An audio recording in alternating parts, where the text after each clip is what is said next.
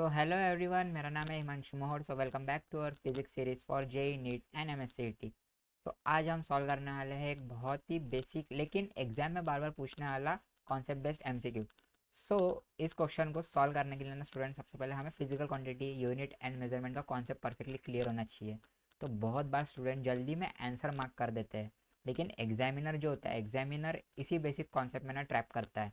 तो सबसे पहले हमें क्या करना चाहिए, सबसे पहले हमें कॉन्सेप्ट क्लियर करना चाहिए, कॉन्सेप्ट क्लियर रखना चाहिए कोई भी क्वेश्चन सॉल्व करने से पहले। ओके, तो सबसे पहले हम कॉन्सेप्ट क्लियर करेंगे, उसके बाद ही हम आगे का क्वेश्चन सॉल्व करेंगे।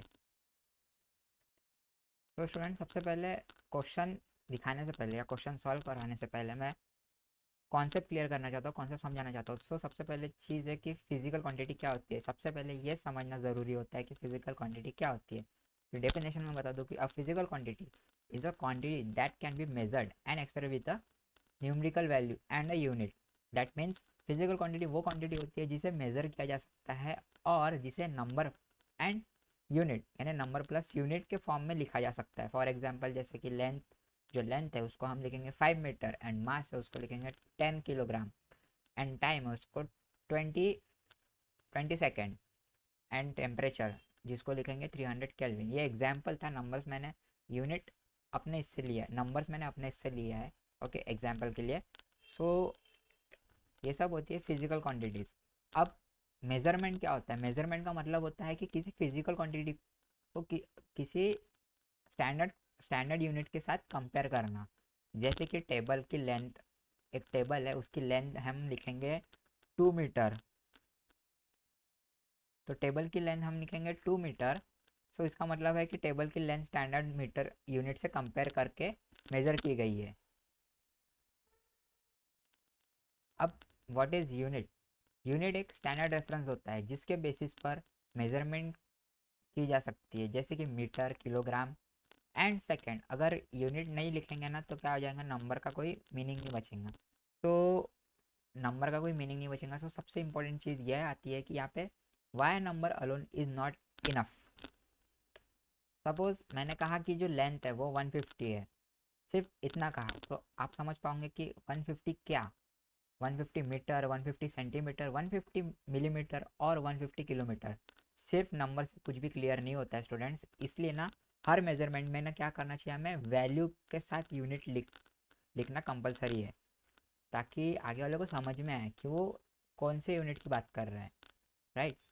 अब क्वेश्चन देखेंगे। सो क्वेश्चन आगे देखते हैं। A student measure the length of a table as 150, which of the following statement is correct? तो ऑप्शन ए है measure the measurement is complete the measurement, और ऑप्शन बी है the measurement is incomplete because the unit is missing, and option C क्या है, the measurement is incorrect because dimensions are missing, and the option D is the measurement is dimensionless. So अब question को read कर लिया carefully. अब student सिर्फ अब student ने सिर्फ लिखा है यहाँ पे कि अब स्टूडेंट यहाँ पे सिर्फ लिखा है 150।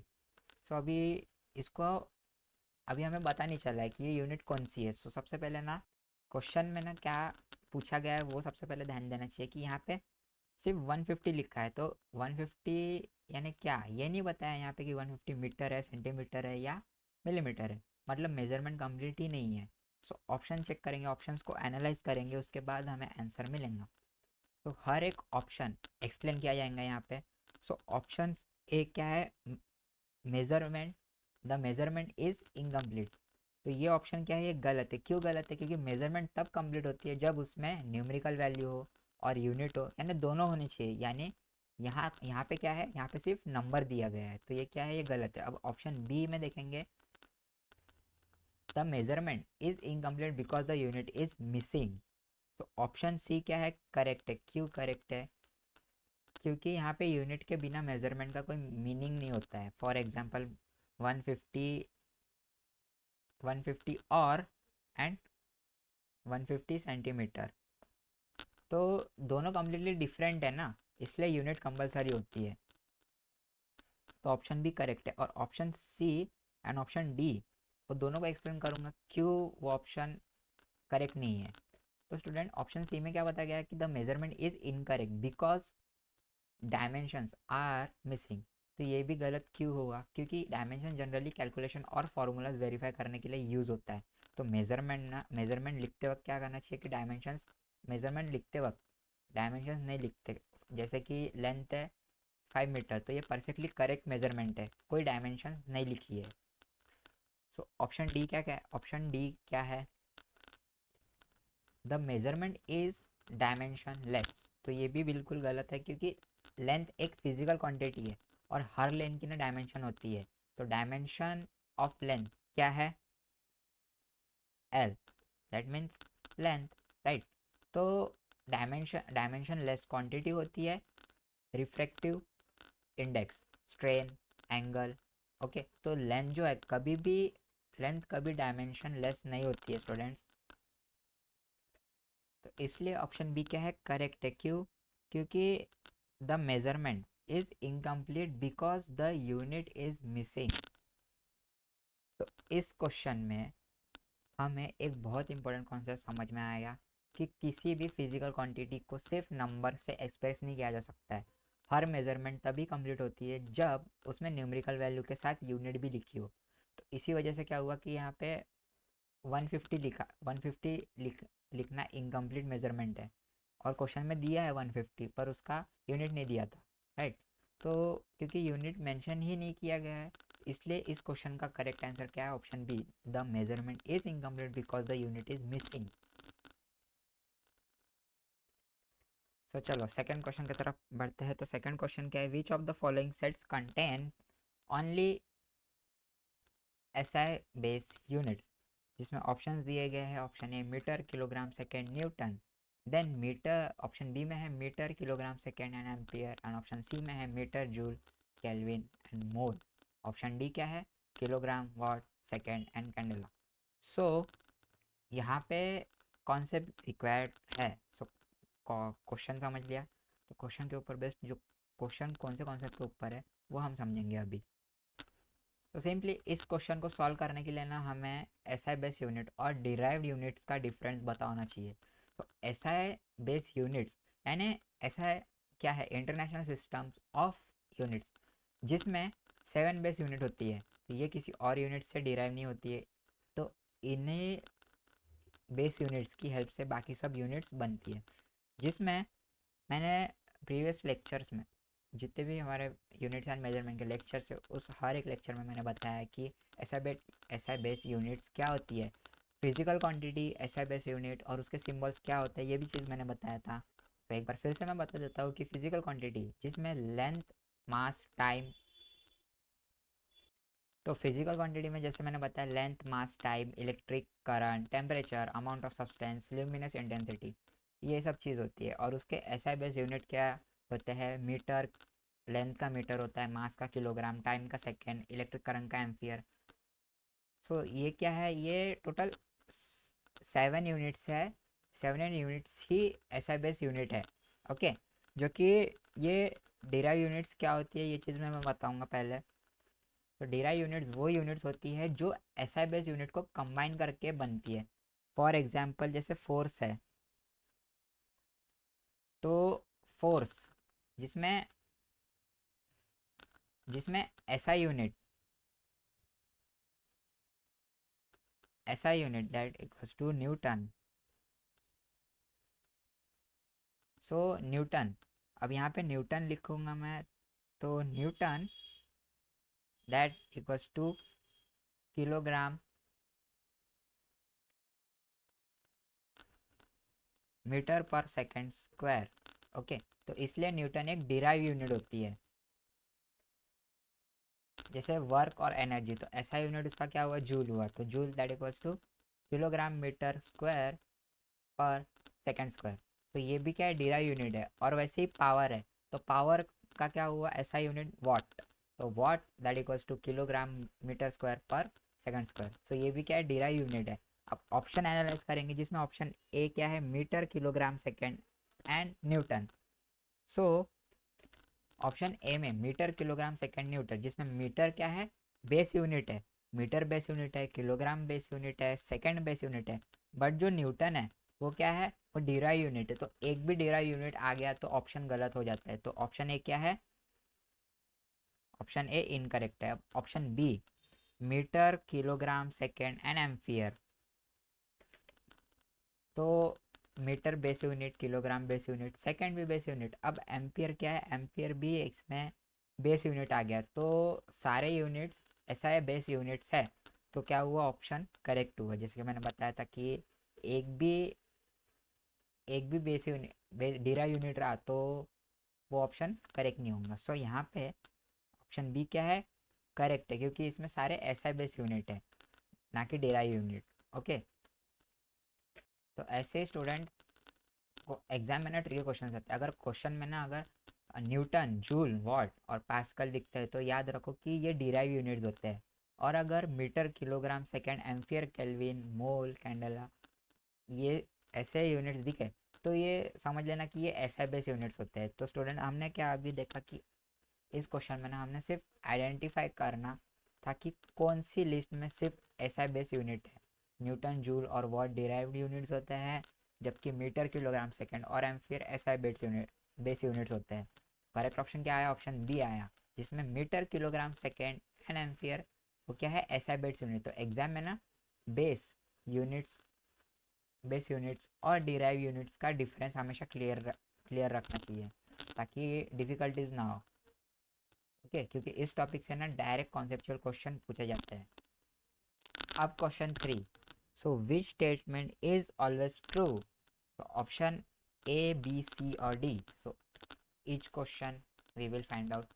तो ऑप्शन ए में क्या दिया गया है, every physical quantities has dimensions, then every physical quantity has SI unit, after that every derive quantity is directly measurable. उसके बाद ऑप्शन डी में क्या है, every SI unit is a base unit.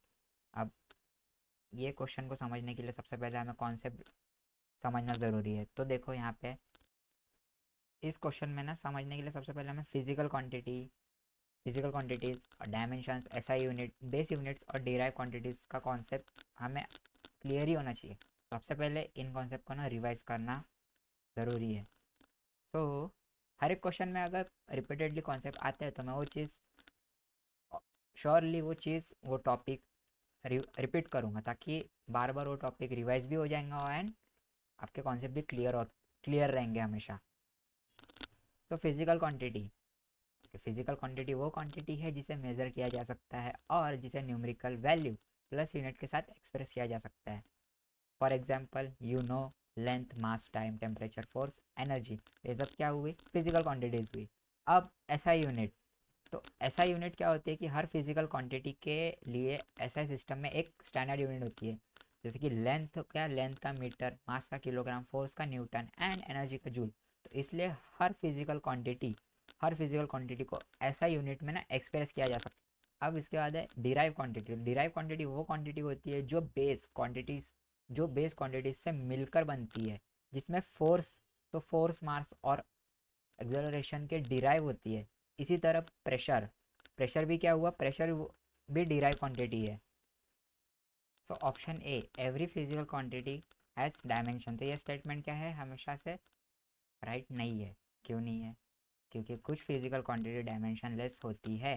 कैसे, जिसमें एग्जांपल दूँ तो strain, refractive index, coefficient of friction and relative density. तो स्टूडेंट इन सब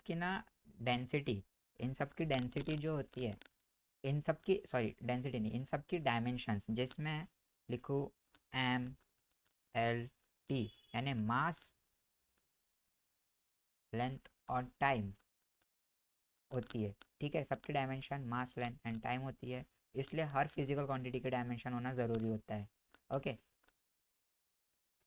तो ये क्या है, ये भी एक इनकरेक्ट ऑप्शन है।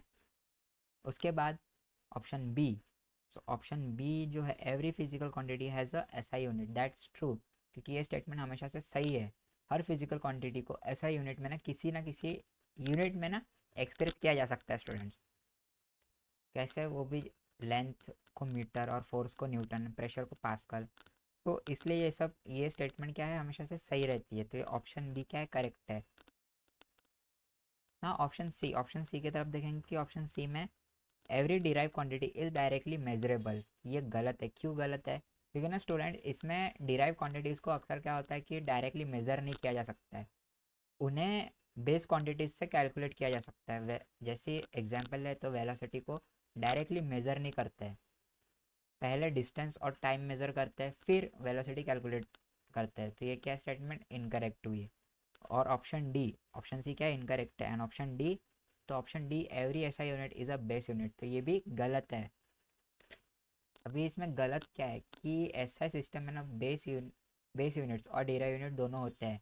फॉर एग्जांपल बेस यूनिट में क्या होता है कि मीटर, किलोग्राम, सेकंड, और डेरा यूनिट में न्यूटन, जूल और वॉट, पास्कल। तो इसलिए हर ऐसा यूनिट जो होती है वो बेस यूनिट नहीं होती है।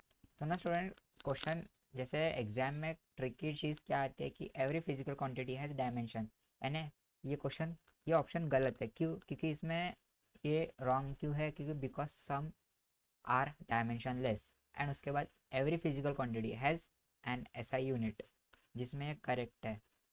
ओके, तो इस क्वेश्चन में ना सबसे पहले हमने क्या किया, आइडेंटिफाई करना था इसमें कि कौन सा स्टेटमेंट हमेशा से ट्रू है यानी सही है। तो हर फिजिकल क्वांटिटी को ऐसा सिस्टम में किसी ना किसी यूनिट के थ्रू हमें एक्सप्रेस हम किसी ना किसी यूनिट के थ्रू एक्सप्रेस किया जा सकता है। इसलिए जो ऑप्शन बी है यानी बाकी ऑप्शंस गलत है, क्योंकि कुछ फिजिकल क्वांटिटीज डायमेंशनलेस होती है, जो कि डिराइव क्वांटिटीज जो होती है हमेशा से मेजरेबल नहीं होती है। वो क्या होता है, ऐसा सिस्टम में ना क्या होता है, बेस यूनिट के साथ डिराइव यूनिट्स भी होती है स्टूडेंट्स। तो इसलिए इस क्वेश्चन का करेक्ट ऑप्शन जो आया है, every physical quantity has an SI unit. अब ये न्यूमेरिकल बेस्ड क्वेश्चन है जिसमें हमें कन्वर्ट करना है 7.5 kilometre into metre.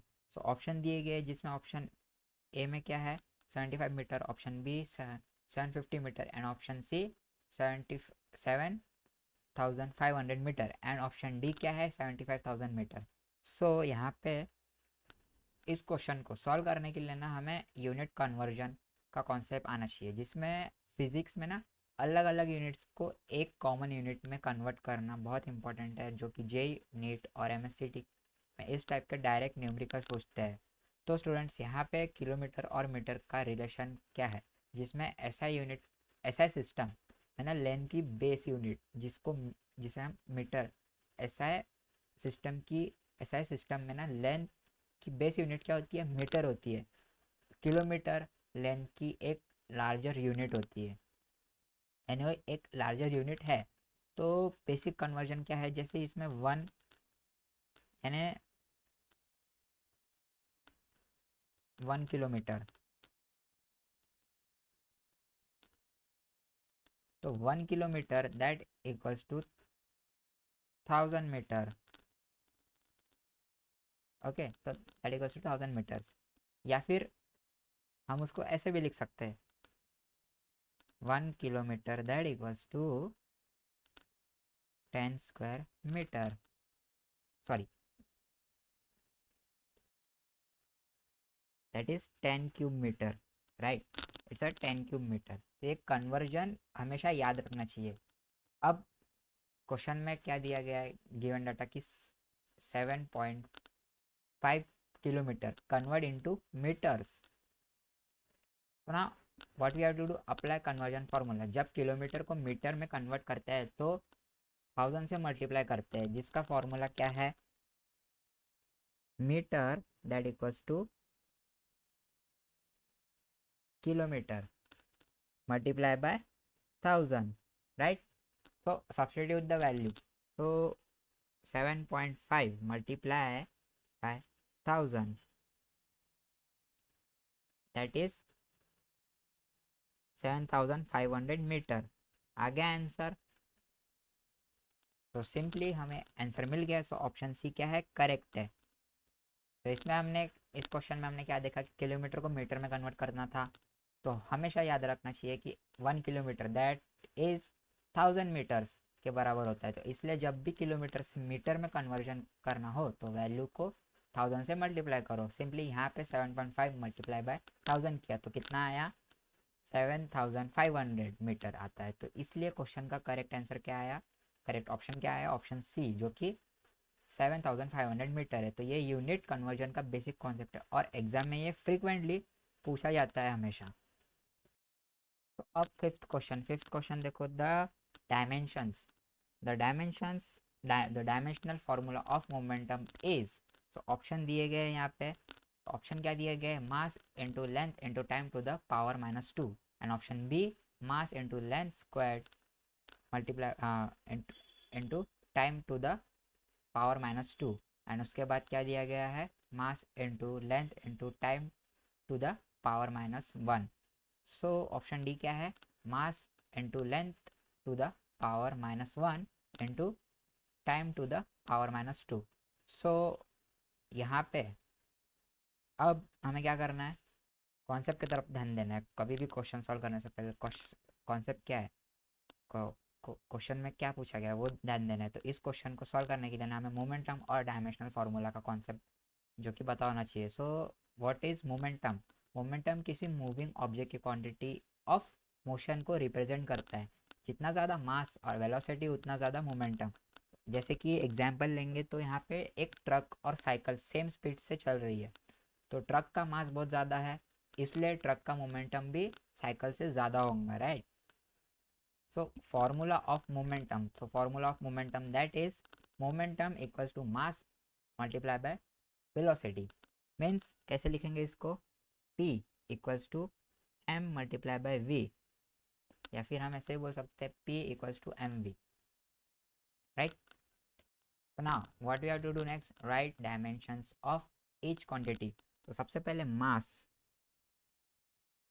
So mass जो है, डायमेंशन ऑफ मास क्या है, m। अब वेलोसिटी, सो वेलोसिटी को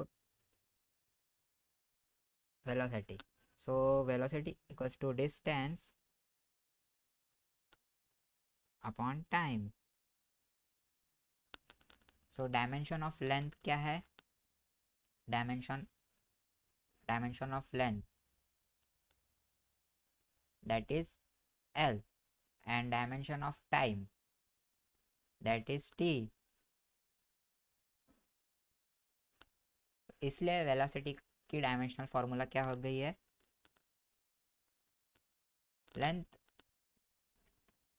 to time raise to power 1। अब what we have to do next, derive the dimensional formula। so momentum that equals to mass into velocity। so यहाँ पे m multiply by length into time raised to power 1 and m l t raised to power 1। सो ये क्या है, यही momentum की dimensional formula है, यानी dimensional formula है। अब स्टूडेंट्स यहाँ पे ऑप्शंस में दिए गए थे, तो ऑप्शन ए में क्या दिया गया है कि यहाँ पे ऑप्शन ए में mass into length into time to the rest power -1, sorry rest power -2 है। सो यहाँ पे स्टूडेंट्स क्या हुआ कि ये फोर्स की डायमेंशनल फार्मूला है, क्योंकि force equals to mass multiply by acceleration. So acceleration that equals to length into time rest to power -2। इसलिए ना फोर्स, जिसको हम force that equals to m l t rest to power -2, तो ये क्या है, ये इनकरेक्ट है। ऑप्शन ए क्या है, इनकरेक्ट है। Option B, simply option B भी क्या है, इनका ऑप्शन बी इनकरेक्ट है। वो कैसे कि ये वर्क अपॉन एनर्जी के डायमेंशनल फार्मूला है, जिसको ये ऐसे लिखेंगे,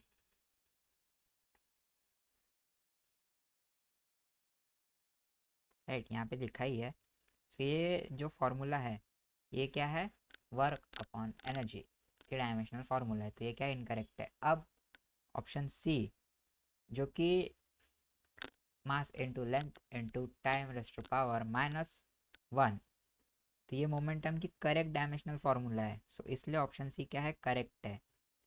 तो ओवरऑल इस क्वेश्चन में हमने मोमेंटम की डायमेंशनल फार्मूला निकाली थी, जिसके मोमेंटम का बेसिक फार्मूला है मास इनटू वेलोसिटी।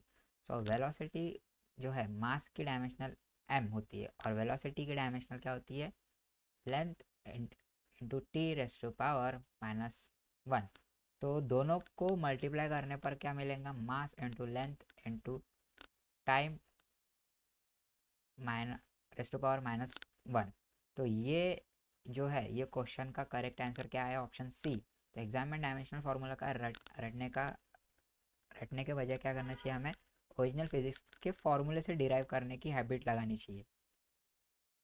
तो ओवरऑल हमने आज 5 क्वेश्चन सॉल्व कर लिए हैं। सो स्टूडेंट्स, नेक्स्ट लेक्चर के लिए वेट करना, जिसमें हम आगे भी और भी इंटरेस्टिंग क्वेश्चन सॉल्व करेंगे, क्योंकि एग्ज़ाम में बहुत काम आएंगे और कॉन्सेप्ट भी समझेंगे। सो कॉन्सेप्ट बेस्ड एमसीक्यूज हम पहले तो प्रैक्टिस करेंगे, ठीक है, ताकि कॉन्सेप्ट और ज़्यादा अच्छे से क्लियर हो repeatedly. So student, thank you everyone and please like share and subscribe to my channel.